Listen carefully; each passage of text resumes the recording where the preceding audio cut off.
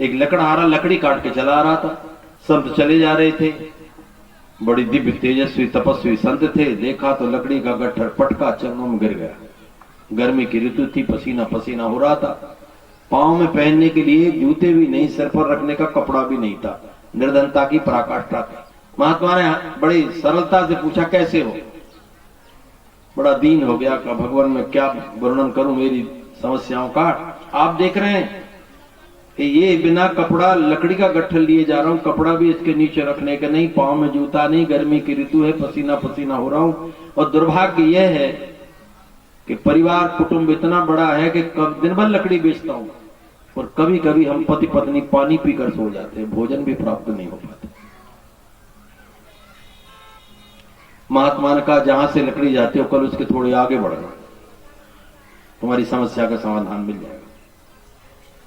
आगे बढ़ा तो चंदन के वृक्ष दिखाई दिए। कई बार यहां आया था लेकिन चंदन का वृक्ष दिखाई नहीं दिया। ये तो महात्मा ने कृपा कर दी। चंदन का वृक्ष लकड़ी काटी, श्रीमानों की नगरी में बेची, तो अब चंदन तो चंदन बहुत अच्छे भाव में चल गई और काफी व्यवस्था ठीक ठाक हो गई। 2 वर्ष बाद महात्मा मिले तो चरणों में गिर गया। का बाबा अब इतना हो गया कि तन भर कपड़ा मन भर भोजन तो मिलता है लेकिन कमी अभी बहुत है। का और आगे बढ़ना, चंदन के वृक्ष से आगे जाओ। आगे गया तो चांदी की खदान मिल गई। अरे कहो बाबा ने जी बड़ी कृपा कर दी। 2 वर्ष बाद बाबा मिले। अब ऊंचे सिर से ऊंचे घोड़े पर बैठा तना चला जा रहा था। लग रहा था कोई श्रीमान है। जो बाबा को देखा तो उतरा, साष्टांग चरणों में गिरा। बाबा को बड़ी प्रसन्नता हुई, चलो अब बहुत अच्छे से चल रहा है। नंगे पांव चलता था बेचारा। बाबा बोले, कैसे हो? अरे का महाराज आपकी कृपा है, आपने वो दिन भी देखे हैं लेकिन अब आप तो आपकी दया सब कुछ ठीक, किंतु अभी कमी है। तो कमी है तो और आगे बढ़ जाना। और आगे बढ़े, वो कृपा हुई, सोने की खदान मिल गई। 5 वर्ष तक बाबा लौटकर नहीं आए। एक दिन आए जहां उसकी वो कुटी बनी रहती थी, उसके वहां देखा तो इतने गगनचुंबी भवन बन रहे थे, ऊंचे ऊंची अट्टालिकाएं। 2-4 पहरेदार हथियार लेकर दरवाजे पर रक्षा के लिए खड़े थे। दोपहरी का समय था। जैसे बाबा आए तो देखा उन्होंने ये सब चाक चक तो बड़े गदगद हुए। चलो बहुत अच्छा हुआ। ये बेचारा बहुत दीनहीन था लेकिन इसकी सारी कामनाएं कांक्षाएं पूर्ण हो गई। जब ये बात हुई तो बाबा ने धीरे से कहा उनसे, पहरेदारों से, नौकरों से, कहा जाओ सेठ जी से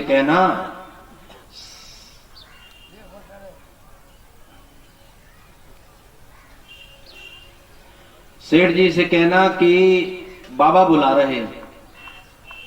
अब सेठ जी का तो आदेश था कि दोपहर के समय में सो जाऊं तो कोई जगह नहीं सकता है, लेकिन फिर भी महात्मा का तेज तप देख करके वो चला गया, साहस बांधकर दरवाजा खड़काया। सेठ ने कहा कि अरे मूर्ख, तुझे पता है कि मैं ठंडे कमरे में चला जाऊं फिर मैं बाहर नहीं निकलता हूं, फिर भी तूने कैसे दरवाजा खटकाया?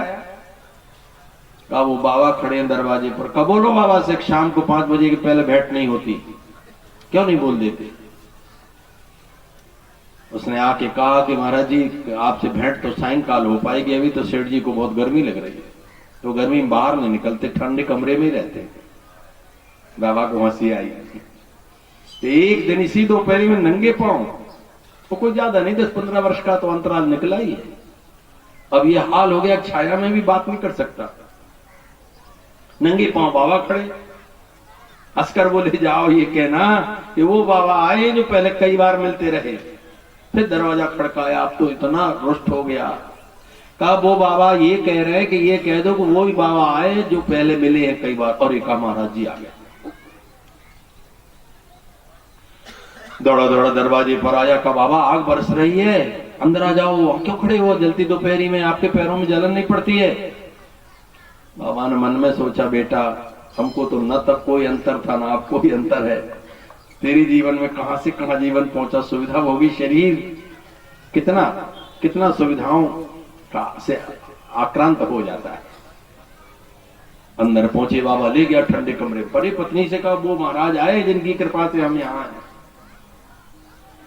पत्नी जल भर करके लाई, थाल लाए, महात्मा के चरण धुलाए, पोछाया, बैठे, जल फल इत्र छिड़काव पुष्पमाला आरती सारा अभिनंदन का कार्य संपन्न किया। दोनों पति पत्नी सामने बैठ गए। महात्मा बोले ठीक है, वही की बात पूछा करते थे। कहा ठीक है, रोने लगा।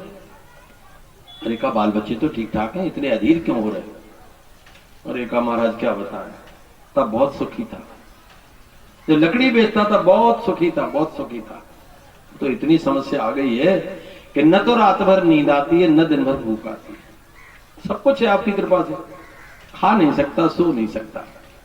तो बात क्या हो गई? अरे का बात ये हो गई कि आपने सोने की खदान बताई, दिन रात सोना निकाला, ऐसा कोई महानगर नहीं जिसमें मेरे उद्योग धंधे कारखाने न चलते। कही तो बड़ी अच्छी बात। और बालक लोग सब लगे हैं आपके आशीर्वाद से, 4 बालक हैं, चारों लगे हुए हैं। सब बात तो कर, दुख किस बात का है भाई? हमारा दुख इस बात का है कि मैंने तो एक एक पैसा बड़ा तिल तिल जल करके इकट्ठा किया है, और ये लोग इतना उड़ाते हैं, इतना खर्च करते, इतना खर्च करते, इसकी कोई सीमा नहीं। ये देख देख करके मैं जला जाता हूं, उसी से मुझे बड़ा बड़ा बड़ा दुख होता है। उसी के कारण रात को नींद नहीं आती, उसी के कारण भूख नहीं आती। बाबा ने मन में सोचा कि कौन तुमने कमाई की थी? हमने खजाना बताया, तुमने सोना निकाल लिया। अरे थोड़ा बहुत मुनीम नौकर खाते पीते, खाने पीने दो, कौन तुम्हारा लग रहा है गांठ का? मेरा बताया हुआ तो खजाना था। बाबा बोले अच्छा शांत हो जाओ, इसका भी उपाय है मेरे पास, इसका भी उपाय है। महाराज बताओ। तो इतनी कृपा कर दो शांति से नींद आने लगे और दिन में भूख आ जाए। कहा वहां चले जाओ जहां सोने की खदान उसके आगे। कहा बस बाबा हाथ जोड़े, और मुझे हीरे मोती खदान नहीं चाहिए, तो मैं थक गया। कहा नहीं, जो बात मैं तुमको बताना चाहता हूं ये उसी दिन बता देता जिस दिन तुम लकड़ी का गट्टा लिए मिले थे, पर मैं समझ रहा था कभी तुम्हारी समझ में नहीं आएगी। अब समझ में आ गई बात, चले जाओ। सोने की खदान के आगे पहुंचा, घोड़े चला जा रहा था। बड़ वृक्ष के नीचे एक संत बैठे थे, बड़ी विशाल जटाएं थी। ऐसे दिव्य तेजो में तपो में संत को देखकर घोड़ा बांधा और जाकर चुपचाप बैठ गया। बाबा तो अभी ध्यान में थे, लेकिन बैठते बैठते इसकी भी समाधि सी लग गई। कोई चिंता नहीं, कोई बात नहीं, इतना सुख मिला जैसे सिर से कोई ने पहाड़ उतार के रख दिया। बाबा ने 1 घंटे बाद नेत्र खोले। अच्छा कहा तुमको वो महात्मा ने भेजा है? ये तो सब बिना बताए समझ गए। हाँ महाराज। का तुम्हारी समस्या का समाधान है, समय दे पाओगे? तुम्हारा समय समय कोई काम नहीं, दिन भर नींद नहीं, दिन भर भोजन नहीं, रात भर नींद नहीं, पूरा समय। तो जाओ मैं मंत्र देता हूं, 3 घंटे सवेरे 3 घंटे शाम जप करना, तुम्हारी सारी समस्याओं का समाधान हो जाएगा। मंत्र लेकर आए, 3 घंटे सवेरे 3 घंटे शाम जब करते रहे। कुछ 5-6 महीने में पता नहीं कहां से कहां मन पहुंच गया। अच्छी भूख आती थी, अच्छी नींद आती थी, और यदि कहीं कोई घाटा हो जाए, कहीं कोई पैसा यहाँ वहां हो जाए तो हंसी आती थी। अच्छा इतना नुकसान हुआ आज। एक दिन की बात थी कि चले जा रहे थे संध्या करने, शाम को 3 घंटे भजन करना था, 5 से 8 बजे रात तक बैठेंगे। नौकरानी दौड़ी दौड़ी आई, कहा सेठ जी कहां? का वो 9 लाख रुपए का हार जो आपने अपनी धर्मपत्नी को बनवाया था वो आज चोरी हो गया। हंस पड़ा, का बहुत अच्छा हुआ, जाके भजन में बैठ गए। कोई याद नहीं आई। 9 लाख रुपया, 1 रुपए पर तो प्राण दे देता था। जब वहां से भजन करके भोजन कक्ष की ओर बढ़ा तो नौकरानी आई, कहा सेठ जी बधाई हो, वो हार मिल गया। अरे का बहुत ही अच्छा हुआ। भोजन करने के बाद पत्नी ने पूछा तुमको हो क्या गया है?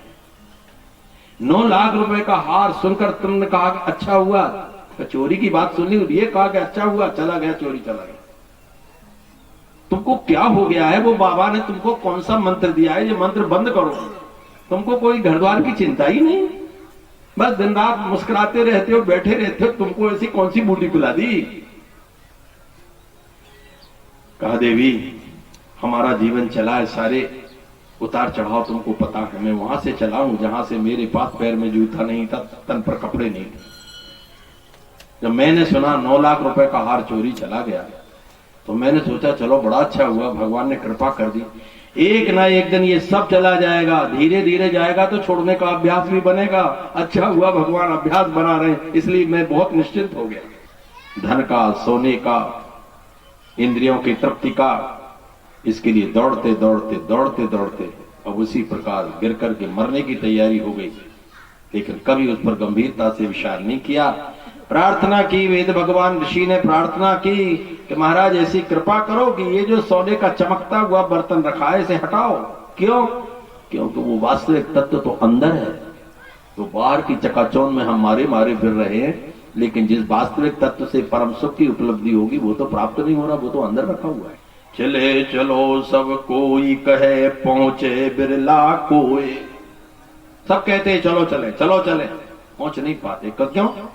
एक कंचन एक कामिनी जग में घाटी दोए, दो घाटी पहले पार तो कर लो, एक कंचन की और एक कामिनी की, धन की और कामिनी की। ये दो घाटी जब पार करोगे तब उस मार्ग पर पहुंच पाओगे